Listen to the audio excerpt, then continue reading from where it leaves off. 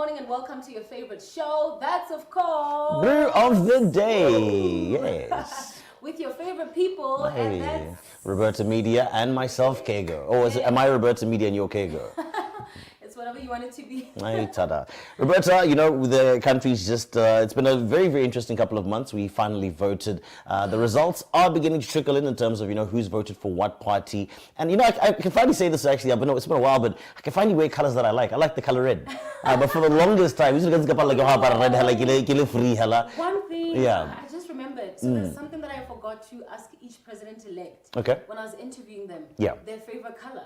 You'd be surprised. Because there was a time that I talked about on radio and I said, what if President Masisi's or... His favorite color is green. Yes. Yeah. Or blue. Yeah, and indeed. Then Tumabo, red. Indeed, You know what I mean? indeed, So, indeed. Yeah, it's something that I forgot to ask each of them, but oh well. Yeah, no, I mean, post-elections, I can finally wear the color red with a little bit of, you know, tell me, hey, I'm not going to be... Hey, what about that score? So look, I want to ask you this, when you look at what's happening with the US elections, they're in November, right? Sure. I think there's a lot of celebrities and independent journalists who are open about the parties that they support. Sure. They're media houses that kind of show which way they sway. This is true. To the point that sometimes they don't even give a chance to interview people from those other parties that they don't like, just so that they could actually push their narrative. Yeah. Something that's interesting, I don't know, I mean, it's slightly political, but I guess more humanitarian, was Trevor Noah. You know, a lot of people asking him on his Instagram comments, how does he feel about the Israel and Palestine situation? Especially coming from an apartheid country. Like South Africa. When Miss Universe was held in Israel, pre-war times. I don't know if I should call it South Africa boycotted that, yeah. And so he wasn't able to comment, but my thinking was that... He didn't comment? Literally, he hadn't said anything. Wow. I don't know if you've ever seen a clip of him saying, yeah, I'm pro-Palestine or pro-Israel, or I think this is, you know, I'm in the middle. That's really disappointing. So it is for a lot of people. Yeah. But do you not think that, you know, in a way he feels somewhat compromised? But the interesting part is that he is African. Yeah. And then with Americans, they're very open about whose side they're on. Okay, so including the journalists. Yeah, I was going to say with... okay, so let me start with the first question about, you know, the journalism in America. So we can't forget the fact that America has a population of more than 500 million people. Yeah. And when you talk about private media, that side, they're not reliant on government in terms of, you know, getting advertising or business. So they can, you can, private media is it's very, very much private media. So you don't have to rely on government businesses or advertisers. So you can really be affiliated with any way that you want. And it's not an issue because it's private press. Yeah. So it's not so much an issue of being impartial or independent. It's about trying to get ones and zeros. When it comes to the Trevor Noah issue, I think for me, it's highly disappointing because, I mean, at the same time, Trevor Noah, he's partially black and he's partially white. And, you know, he comes from a country, I think the world knows the South Africa story when it comes to apartheid. And his personal stories. Yeah, I'm really disappointed. But also, I think, just Trevor Noah as an example, but you know, somebody who was also equally as disappointing is DJ Khaled. I don't know if you know this about him, but DJ Khaled is actually Palestinian. Yes, and you know, he's the person, you know, a lot of people have gone to the media to ask him, but why don't you speak on this? But when you know your bread is buttered, and I'm not saying that that's what the issue is, but with Trevor Noah, you know, with getting on cable TV, or a lot of the endorsement deals that he gets, you can't shy away from the fact that there's a lot of Jewish money behind American private media. I was about to say that. So I think for him, it's tough. I was about to say that, especially, and I like that you said media, not necessarily, you know, the show that he was doing. Yeah. Because he is in the media industry. And so how much limitation would that put on his career? And that's what I wanted to ask you, Kego. You know, in this country, if you say something about a particular someone, basically interrogating some of the decisions that they make, just as a journalist. If you knew that that could possibly, I don't know, compromise your career, and you're making a lot of money, what would you do? So honestly speaking, Roberta, and I say this all the time, even on the radio, I say, na so, and I mean no offense to anybody who might want to take that otherwise, but is why a lot of people make the decisions that they do or they affiliate. It's something that I can't understand. I don't understand the concept of greed. I don't need more than my portion. When I do it diligently, I don't need more than what is being given to me. I don't need to get more and more and more. I think I like to get whatever comes to me, it's based off the merit of my work and not any type of affiliation. So I believe in holding the government accountable. I don't want my idea hey, can I get because Roberta, but I think just take a short clip. Sure. Give us your answer. Comment on Brew of the Day.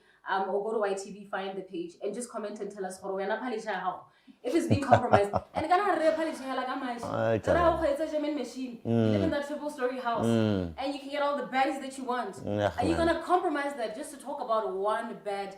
I don't know, government employee. One rotten apple. It's up to you. Let us know. Nonetheless, good morning. Welcome to your favorite show. Very controversial this morning.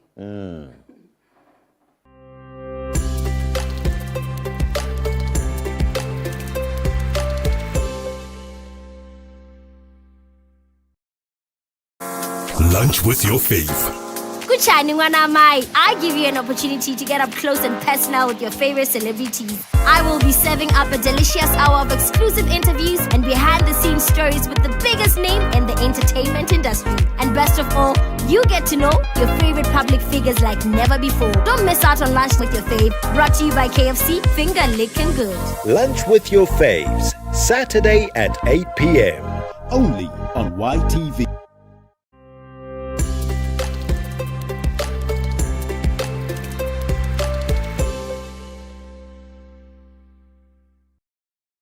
Right, folks, welcome back to the show as we continue with more conversations right here on Brew of the Day. Our very first guest for this morning is a young lady who wants to take over the world, one book as well as one business at a time. Her name is Casey Orobotse Letsholo, and she's, of course, our guest this morning. A very, very good morning to you, Casey, and welcome to Brew of the Day. Good morning, and thank you. It's a pleasure to be here. Right, fantastic stuff. Casey, I know that you're an author, I know that you're a business development manager, and amongst many things, but before we get into the nitty-gritties of why you're here today, tell me a little bit about yourself. I mean, tell me a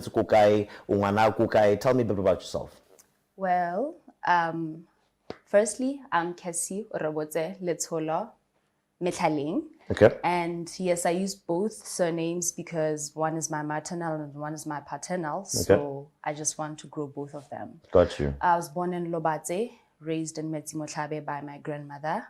And then from there, schooled in Tloga, went to Naledi Senior, then the University of Botswana to study my Bachelor of Business Admin in Tourism and Hospitality. Nice. From there, I broadened scopes and got an ABSA Festus Mogai Scholarship Fund to do my master's degree. Very nice. And in the middle of all that, that's where I started my authorship.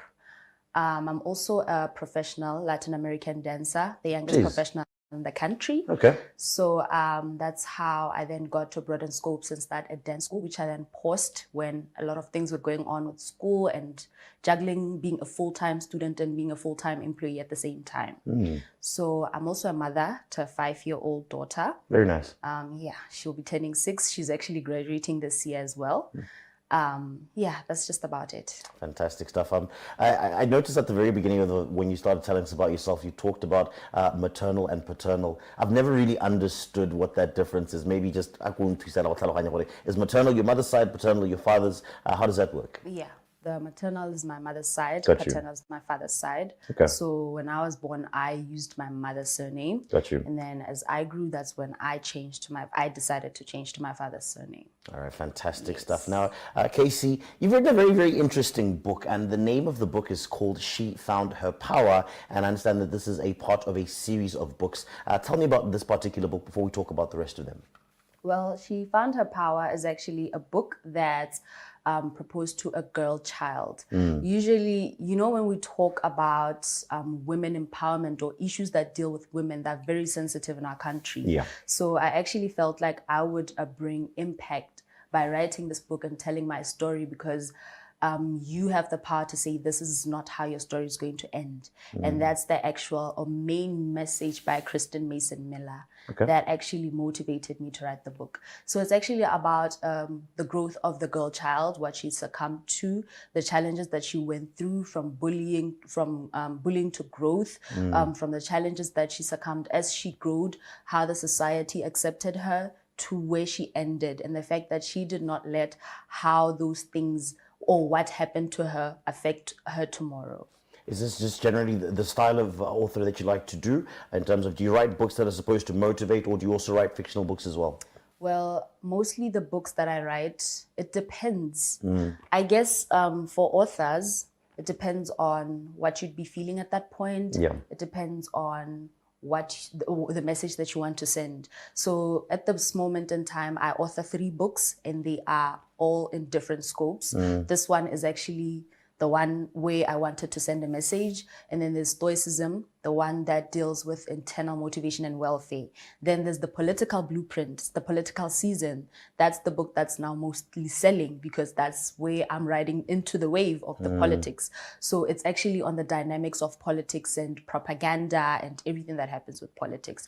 So I'm a broad writer like that. And She Found Her Power Volume 2 is actually in progress at this point in time. It's very interesting. I like the fact that you used, so your other book is called Stoicism. Yes. Would you say that you're a stoic person, like you're a person on body, nothing can really shake you? Yes, very true. That's very, very interesting. Now, how much of yourself is in this book? I know with a lot of writers, whenever you write a book, you kind of have to write from maybe a first-person perspective, or you have to create a character in your mind. And I know that this book is about, trying to motivate the girl child, but tell me about how much of yourself is actually embedded into this book, so far as the story that you're telling and what the book is really about.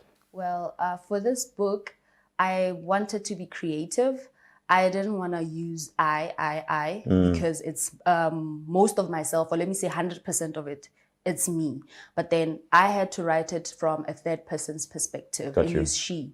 So I created a character who represented myself and wrote about her. And then at the end of the book, that's where I tell the story that person that I've been talking about in this entire book is actually me. So I've built suspense within the whole book, and then got to fess up at the very end.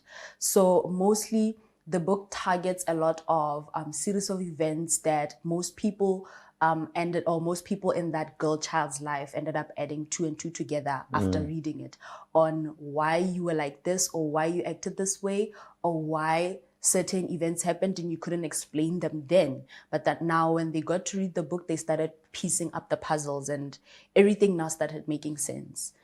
Okay, interesting indeed.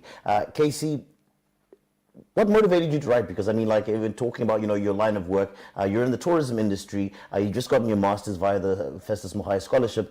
Why writing? Well, I'm one person who just doesn't like sitting without doing anything. It was actually on the first semester break after I enrolled for my master's. The 3 months I was just home, I got really frustrated and I figured that I should just keep myself busy with something. I had my laptop, I just started coming up with different names or different things to write about. And then I think I changed this title like 4 or 5 times before I got to the final one. I kept on writing. So it was just a moment of I wanted to keep busy, not knowing that I'm actually crafting a book. And then at the very end, that's when I saw that this thing is capable of being more than what I think it would be. So. Okay, interesting. And I also heard you mention, you kind of threw it in there, that you're writing the volume 2. Is it a continuation on this current story, or is it another story entirely? It's actually a continuation of the story, from where the story ended up until current affairs, I suppose. So when you were writing this book, did you know that you're going to make it as part of a series, or is it one of those things that it came as an afterthought? Like, talk to me about the process. Like, when you're writing, there's usually a final full stop where you're like, it's enough, I need to leave this alone. How does it work when it comes to writing, especially with a series of books? How does that work? Well, what happened was I didn't know that I would be writing a volume 2. But as I got feedback and reviews from most of the people who were supporting me and who read the book, that's when I realized that suspense that I built, I could actually take advantage of it and actually grow more into it and sell the story more. Because as much as I took it from A to G or H, I could take it from H to Z. And as much as it helped a girl child from this level to this level, it could also take them all the way. So I just took it as, if this book is able to be used for therapy sessions, because that's where most people take it, if they're able to use it for their own personal guidance, if they're able to use it for their own motivation, or to actually try to be relatable to how a girl child is, then I can actually take them all the way. For me, it's more or less about the love of writing and the love of opening up and telling people that whatever that you're going through, you never know, the next person or someone else is going through what you're going through. So if you just keep crafting it out and showing people that even after I ended here, there's still, the sky's not the limit. You can still carry on from there and still unleash your full potential. Interesting stuff.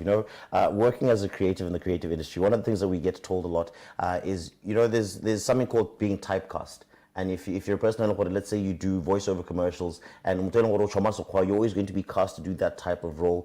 And I want to find out from you, as a person who writes a book, a lot of the times when you write a book what is about female empowerment, the feeling is that generally there's not too much uptake from that book from the male counterparts as well. So tell me about your reception in terms of the people who picked up this book or people who do give you feedback so far as the book. Is it a lot of women? Is that, do men read the book as well? And if not, why is that? Why do you think that's the case? Well, generally, this book was targeting all, both gender types. It targeted females because those are the people going through that, but then there's no world without males. It also targets males in the sense of how they should accommodate and relate to those females. Because if you know how I'm built or the character that I'm in, you're able to assimilate that and see how you're able to treat me from that perspective. It also targets boy children. They need to learn how to accommodate women as they grow. They need to learn how to relate and coexist with their female counterparts. So it broadens to those perspectives because it sends a different message to every gender group. Okay, very, very interesting. Folks, we're having a conversation with a young lady. Her name is Casey Letsolo. We're talking all things about her brand new book. It is called She Found Her Power, and we continue the conversation on the other side of this.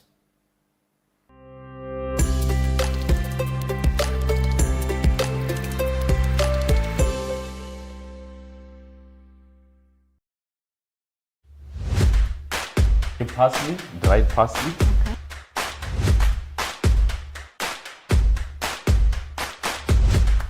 Because I will tell Mama Fure, Saga.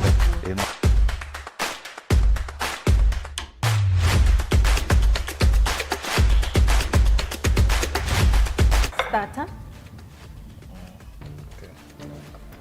Chef Arnawa pili adresa mahura a olive oil.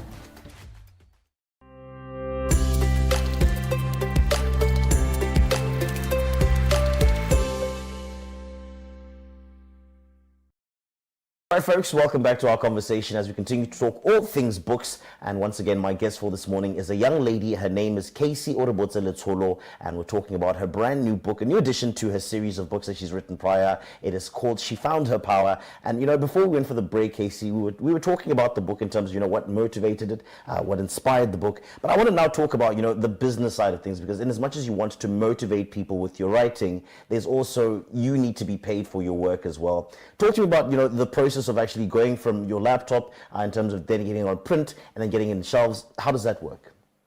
Okay. Generally, authoring and publishing a book is very expensive. Sure. It's very pricey from the artwork to the editing.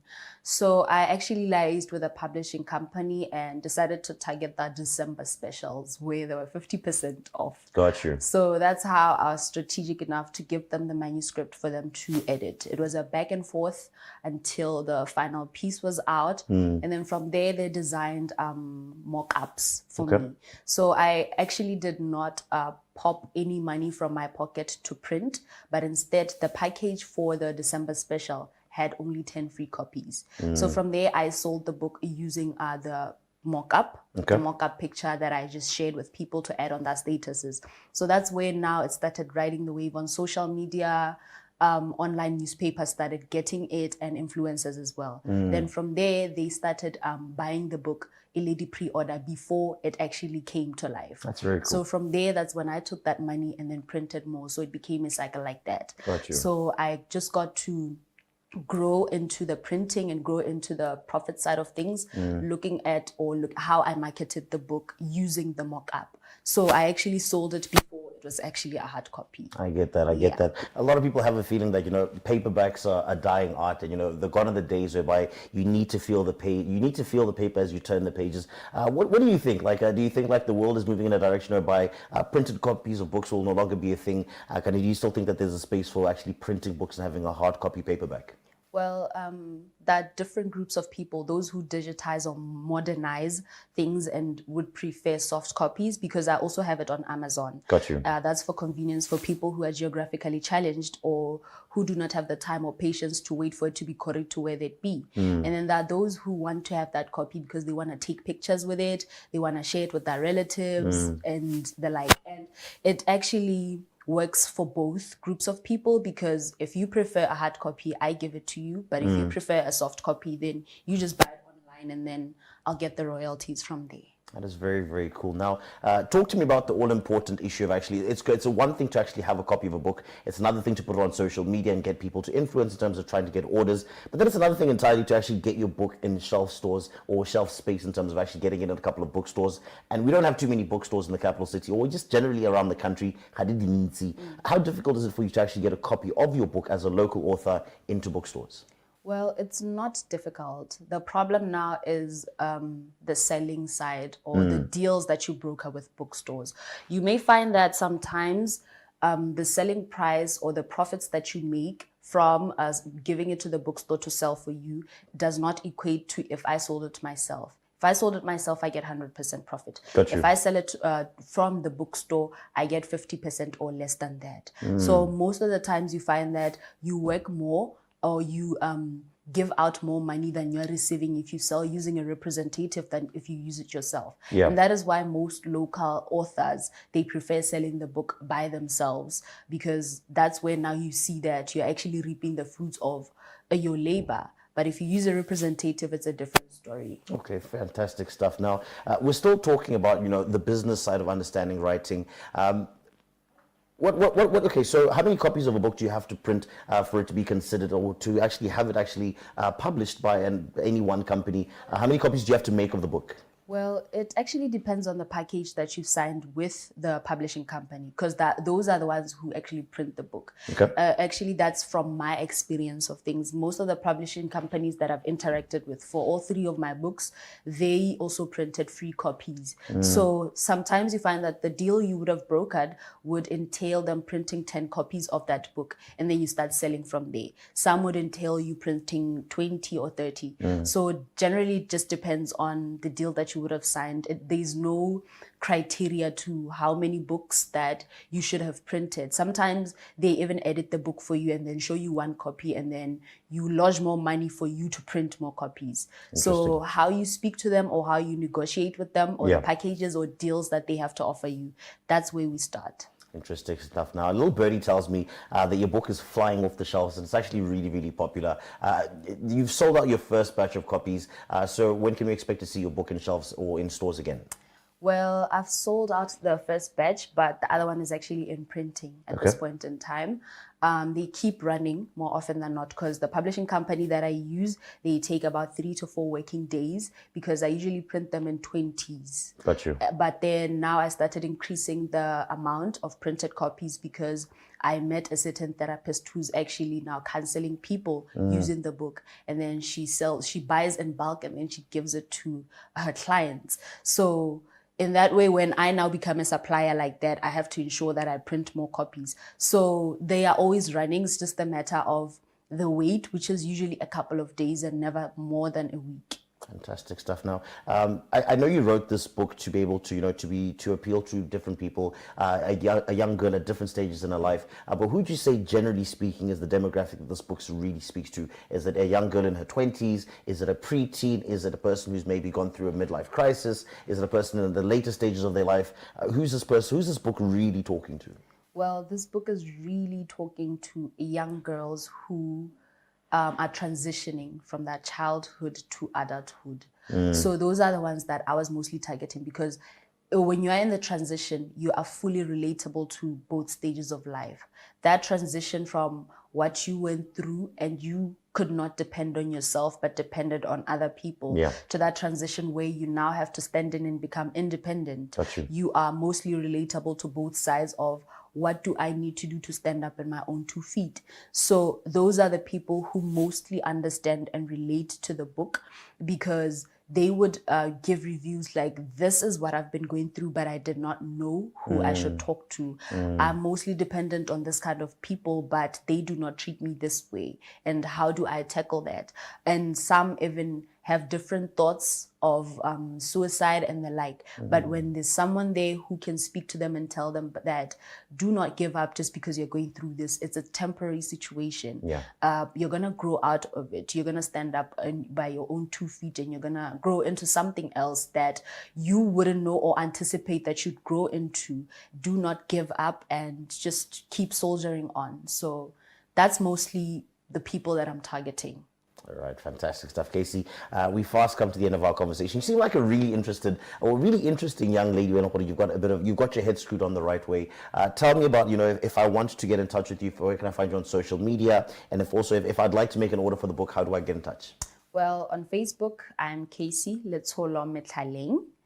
My WhatsApp business line is 77624238.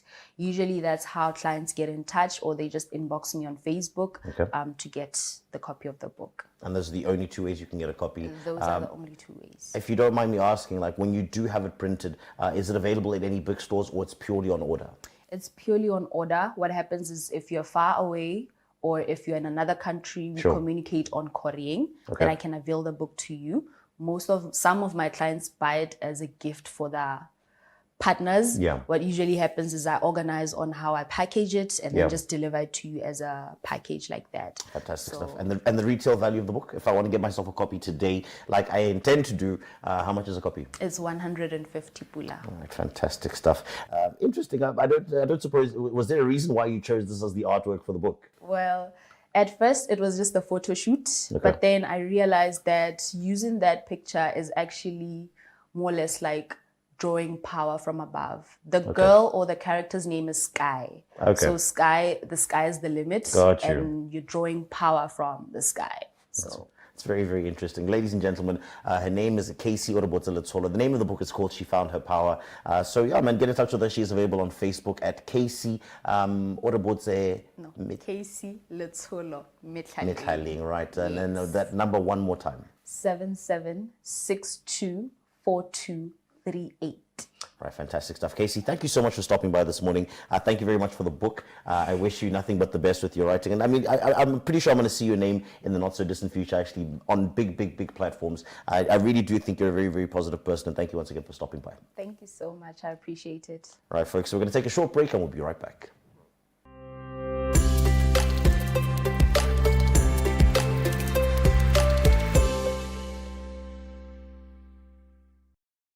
The Dorper animal is a profitable breed in terms of sheep, and the growth rate in the animal is out of this world. You can, we wean them at about 40 to 45 kg, which is 3 months. So, and if you look at the way it's cheap, the cheapness of the animal comes out of the growth rate, because the you won't believe me, these are only 4 days old. So we have recovered.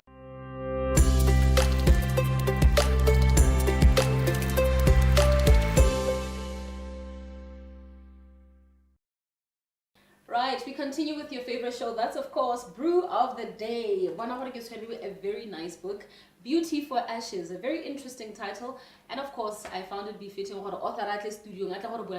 But I want us to get a feel of who she is. What is the book about? You're going to find out about that and some more. Her name is Gloria Ramasu. Good morning. Good morning, ma'am. How are you? I'm good, thank you. I don't know. I know that you work as information services. Yes. Usually. Get from 7:30. Okay. Get says like I have 4. Now see. I mean, but you're fine. Yes, it's yes. not too bad. All right. So, Gloria Ramasu, thank you so much for coming, especially with your book. I know that you are an author. This is something that we talked about on set. But one thing I really like to do,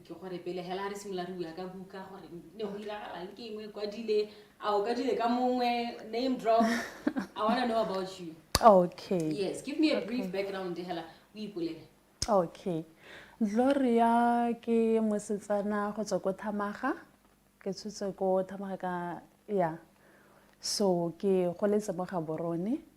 Ke goletse mo Gaborone ke tsene sekolo sa me kwa Gaborone, primary, secondary le senara. E be ke fela ke ile tertiary ko ntle kwa South Africa ko Cape Town. In Cape Town? Yes. Oh, nice. Okay. Yes. So basically, batsadi baka ne le ba dira so ba berekela go dikgaolong. So go goleng ga me go ra gore batsadi ba mena ba dumela gore toropo ke one ka mphang thuto e botokanyana go na le go dikgaolong. So I basically grew up ke go disiwa ke masika emma ga ke a golela ga tlase ga batsadi ba me. Botshelo ba me botla sorry about that.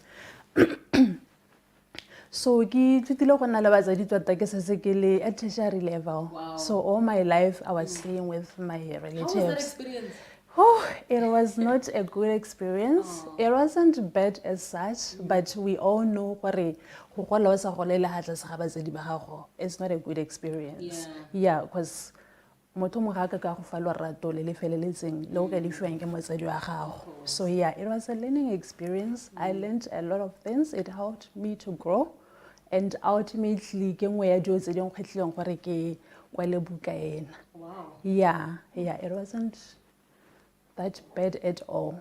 So yeah, that's basically me. I'm a mom. I've got a 15-year-old daughter. Wow. Yeah.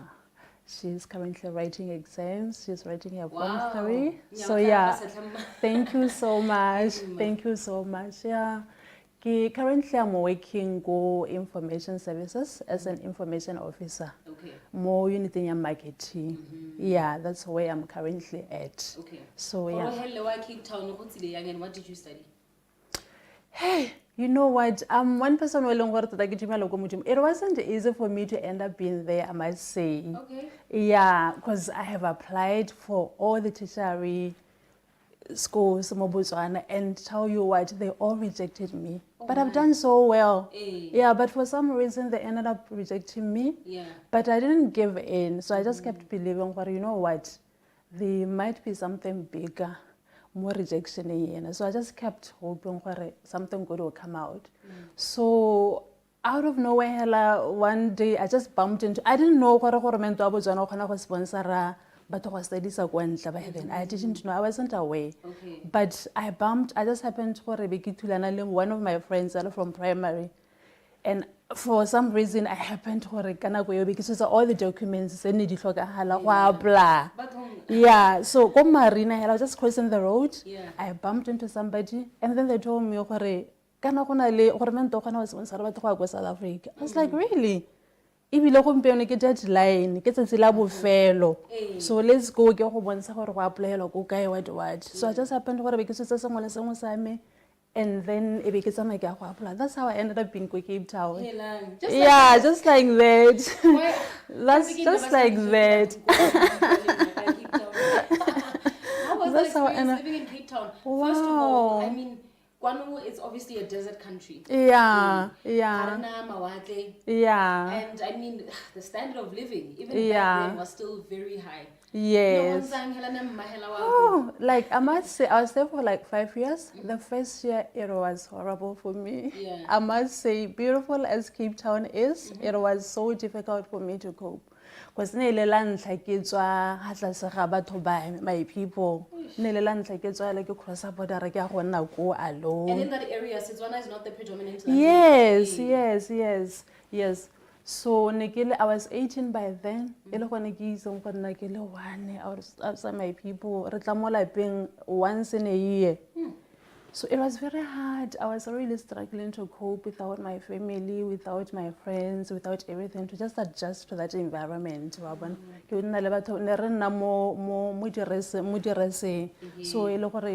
had to like learn in one space. Yeah. Characters the environment of South Africa is quite different from here. A lot of things about South Africa. It was so dangerous and all those things. Yeah, so it was very hard, but eventually I adapt and just get over.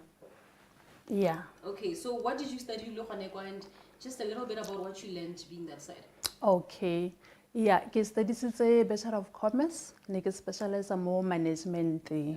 Yeah, so it was a wonderful experience because I learned how different cultures, different people from different cultures, I made friends. I made lots of friends. Le batho ba tswang mo mafatsheng a farologaneng. So ke ithutile dilo tse dintsi tota ka culture ya bone and all that. Ke nngwe tsa dilo tse di nkgodisitseng tota. My stay ko South Africa kwana ke nngwe tsa dilo tse di ntireleng gore ke gole to the level e ke leng mo go one. Gape go ile gape o da confidence ya ka ke motho leng gore ke shy tota hela ba ene ke tshaba batho and all that. So being mo environment le gore go tletse makgowa and all that. But ba ile gore ga ba tlwaela Ga ke a tlwaela go tshela le bone. Bone ba free go dira sengwe le sengwe ba free. They're so bold. So eventually I tapped into that. And I can't say I'm like as bold as go ke batlang gore ke nne, but I learned a thing or two. The confidence. Yes. Okay. No, that's incredible. Fast forward 5 years while we're like you, Botswana. What does your life look like? Oh my God. I might say that period that I can do this is saying birth to Beauty for Ashes. Wow. Yeah. Ga Cape Town, my expectation was that I'll come back home. Immediately I'll find a job, a nice job. I'll kickstart my life. Yeah, yes. The impression is like, yeah, you have done quite equity, marketable and all that. Yes, because of South Africa. So immediately I was saying, go gae, we saw again someone sa go sama. You know, only it's a different story. So I got home. I stayed at home for 3.5 years, unemployed. That was the most difficult period of my life. Things needed a total different shift. So you can imagine once you responsibility, and now all of a sudden you are coming back.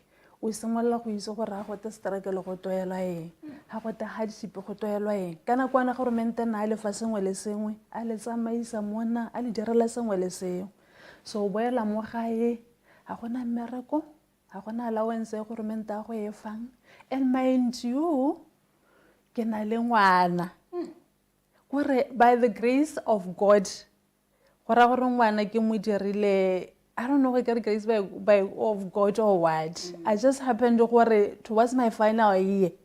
Gore ke dirile ngwana. Ke thusegile la ke nna like gore be ke mo dira towards ga ke hetse. So gore I'm coming back, I have a child. I don't have any job. I have to take care of this child. Hey, so it was very hard. Yes. I can imagine. You know, I want to know about how some of those challenges tie into your book. Yeah. So let's take a quick break. After that, oh, thank you so much. This is your favorite show. The conversation is getting a little bit more interesting. I want to know, you know, these ashes that she had, how did the beauty come out of it? So, stick and stay. It's your favorite show. It's Brew of the Day.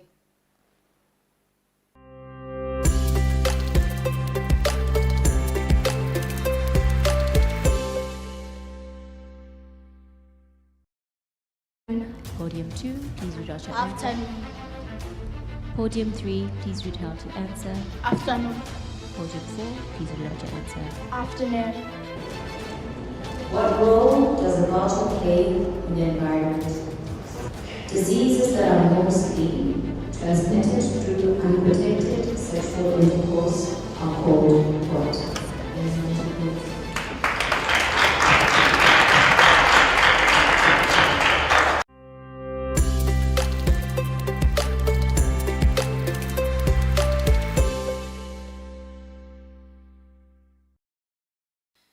Continue the conversation, and the conversation we're talking about beauty for ashes. And Haribika bontle ba rona nna le Miss Gloria Ramasu. Re bua hela ka bontle ba botshelo and le tsone dikgwetlho tsa botshelo. So just before the break, you were telling me just about some of the challenges that you went through. Yeah. Ke haya ano motla ga hetsa skolo. You're expecting your first child, your daughter, who's now 15. Yes. Yeah. So wa goroga ha gona mmereko. Yeah. Skolo ngwana giwe. Yes. Tell me about that. That was a very painful experience, very traumatic. I've never been through such before. It was very hard. Yeah, because like I was saying, like you just said, I have a child.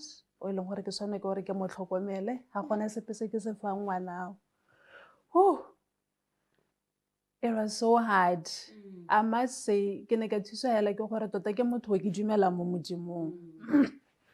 without God, I wouldn't have survived that period. Wow. Because there were moments suicidal. Because I'm like, looking, the world is, it's in your pressure more when how it's all school yeah, people are saying a lot of things. Roads in school South Africa. What are you put there? There were a lot of assumptions being made, there were a lot of ridicule. Papa why you life face? They don't know the rest of the story. All they know is that I'm stuck at home doing nothing. Wow.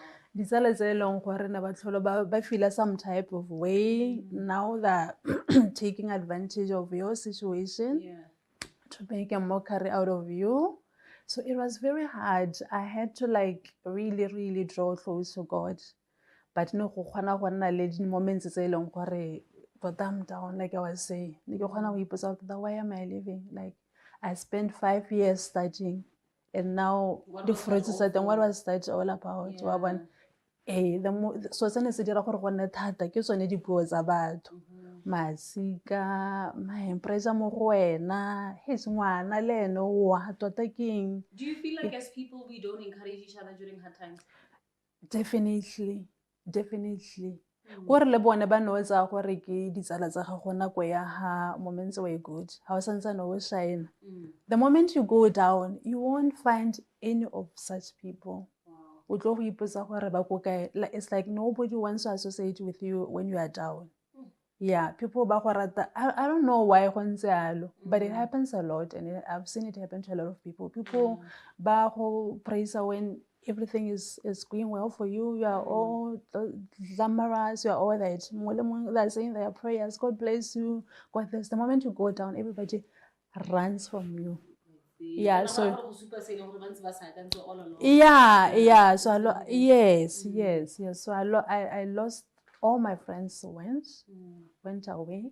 So I was stuck. It was just me and my God and my child, the family. It's that stage where I talk to people about this, and I like to say it's that isolation phase. Yes. Where God will isolate you from everything and everyone. Yes, most definitely. And then you've got your own plans. But most definitely. Most definitely. But I must say it was as hard as that period was.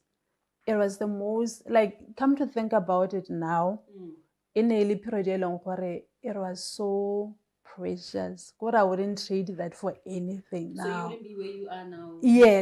Yes, because after God removed all these people from me, now I had to like start viewing life.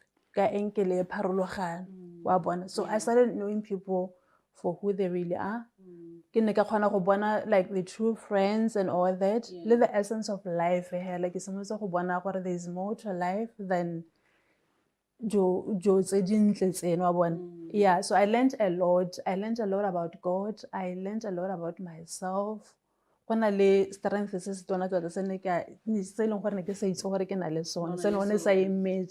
during that period. True diamonds are made under pressure. Yes. And one of my favorite quotes, when you're at the bottom, there's nowhere else to go but up. There's nowhere else to go. And that's where I want us to get into this part of it. So tell me about, some of those hardships that we went through. You now have this self-help book. Yeah. Yes, like I was saying, I went through all those painful moments that I've already discussed, and then I'm not the only one through this. All these difficult, painful moments, like completely soak into depression to a point eleng gore ke tsaya medication and all that. Yes, no gona gona le those moments eleng gore here and there.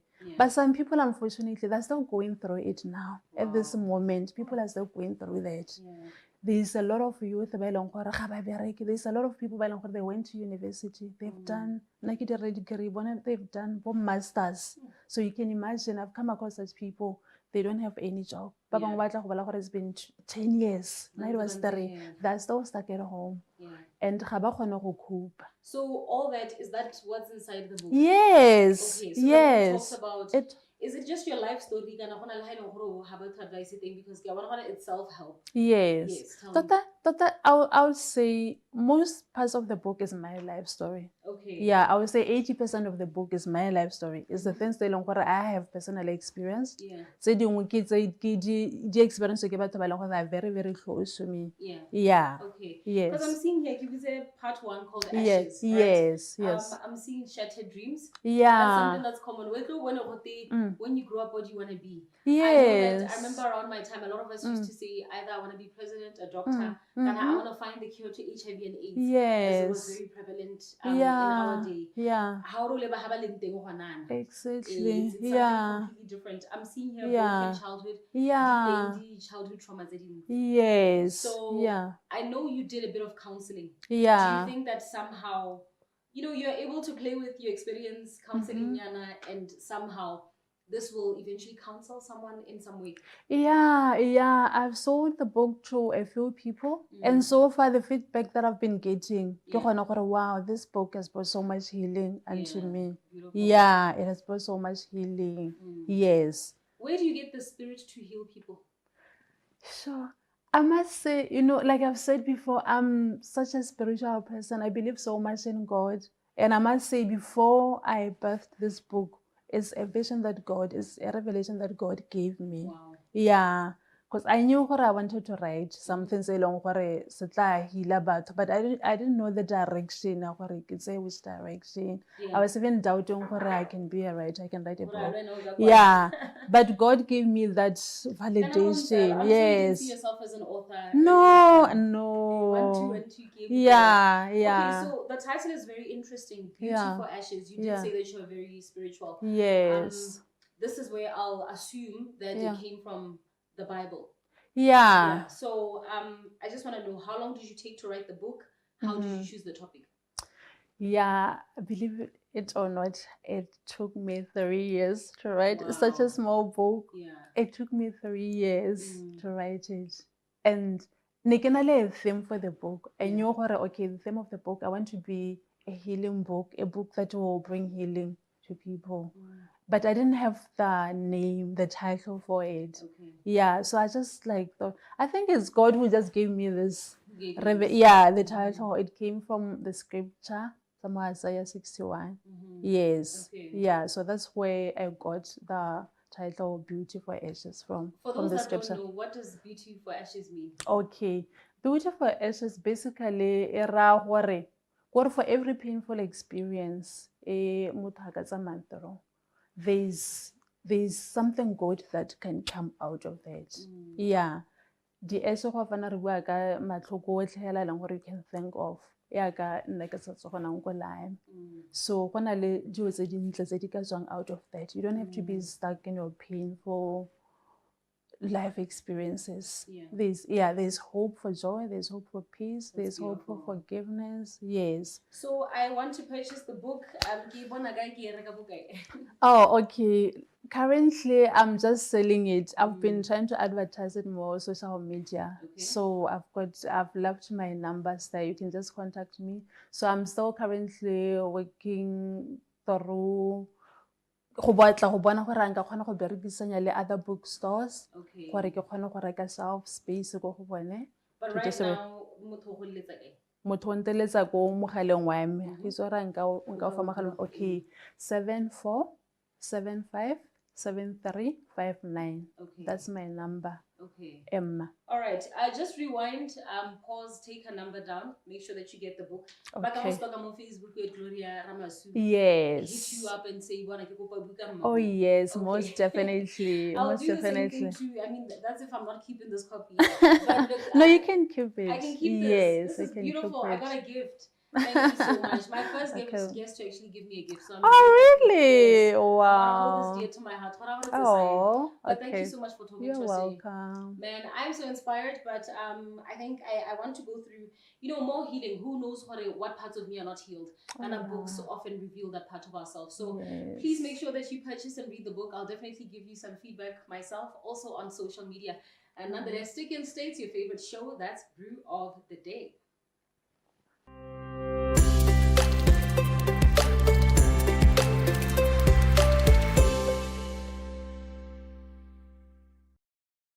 Daughter's sick. Oh. Gizmo, let's give him our meat pie. Very good idea. Good. There.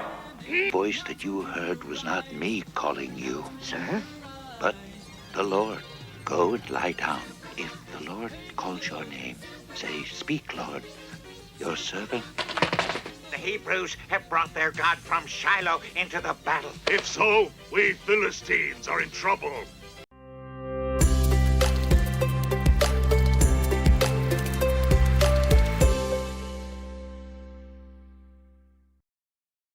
Right, this is the time where we love and leave you. Say good. Is it goodbye or is it can you say goodbye if you're gonna see somebody again? Does goodbye mean like bye, but good in a good way, like good morning? Kind of goodbye means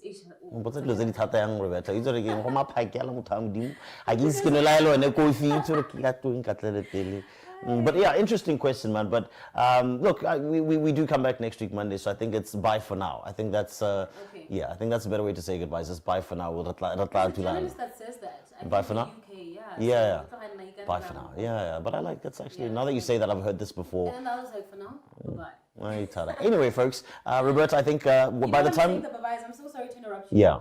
Because cabinets changed. Yeah, I was about to say, Jorge, by the time we leave, I think I haven't had a chance to actually look in terms of who's leading the race. And I think it was also deliberate. I think I kind of want to be pleasantly surprised or, pleasantly amused with whatever might be the result. But by the time we leave this morning, I think turn on the TV and start to see what the numbers look like. I think us as the press, we've got a couple of insights in terms of who's leading in what constituency. But I mean, congratulations to whoever might win the election. Hopefully, the next 5 years will be better than the last. Indeed, I really hope so. I think any president that makes an excuse, I'm not just talking about Botswana, right? We had COVID-19. I know early back days, former President Mogai had to deal with staggering numbers of HIV. This is very where true. People were just dropping and unfortunately losing their lives. Monkeypox was the threat. I think the next coming president should be ready for whatever, right? But I really hope that the next president will add military conscription into the conscription. Into the Molao Motheo. Got you. Yeah, into the constitution. Okay, got you. What do you mean by military conscription? Military conscription is basically okay. Drafting. Yes. Okay. Doesn't mean that you have to stay and do it. Yeah. But I think Botswana and Namibia just for protection. That's not a bad idea, Roberta. It's actually not a bad idea. Kind of like with how we used to have Tirolas Chabo whereby when you turn a certain age, before you're mature enough to know what you want to do with the rest of your life, you need to serve. Yeah, so I think that's very important. The scary part is, numbers of GBV. Potential perpetrators to, shoot a gun. I don't know. It's a topic to. But I mean, military service doesn't always require you to be you have to learn to use machinery. There's a lot of discipline that goes into that. And I think more than anything, we need a lot more of that. I think we need hackers as well. We need? Hackers in IT. Okay, hackers. Yes. Military prescription, get hackers. Anyway, I can see that you've been doing a lot of journalism on the road. I like it for you, man. I like it for you. Conjugation. Nonetheless, thank you so much for tuning into your favorite show. The next time we talk, we'll be talking about the new president. I don't know if it's the incumbent or it's a completely new one. that's your decision to make, or that's the decision that you already made in the ballot box. Nonetheless, follow me on social media, Roberta Media, or social media platforms. Right, folks, you can follow me when you see me on the streets, but if you don't want to do that, you can find me on Twitter at callmekego, and I'll do the same thing. Have yourself a great morning, and happy weekend from us.